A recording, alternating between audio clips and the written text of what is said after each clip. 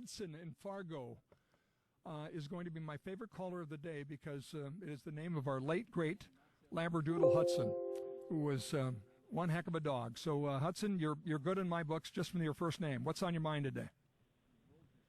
Oh, that's funny because I have two golden doodles. So thank you for that. Yeah. All the blame is on Joe Biden here, as it should be. But it also needs to be on the Supreme Court because the Supreme Court enabled Biden to orchestrate this assassination attempt because he knows he has complete immunity for any official acts. And you know he's going to say that assassinating President Trump was an official act, you know, because he was trying to save the country. So, yeah, so the Supreme Court really is to blame for all this. It's a very interesting take. Obviously, you're referring to the recent Supreme Court decision related to immunity in official acts versus unofficial acts. Again, there are so many questions that need to be answered about what happened on Saturday. I can't even begin to list them all. I think he'll get SEAL Team 6 and have him go after him in Milwaukee. Why not? I would.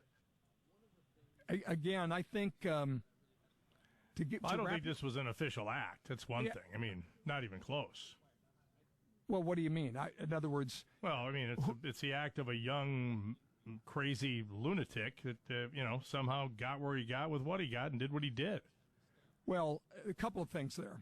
One, the fact that he was able to get there could be certainly a failure of someone, but it also could be a quote-unquote official act in which you make sure there's not enough security there that should be there, and you're naturally going to have, spots. Now, I know from Charlie Kirk having a conversation directly with President Trump about President Trump's visit to Phoenix recently for an event, that President Trump said that they were enormously frustrated that the Biden Secret Service was not affording them the protection they believed they needed.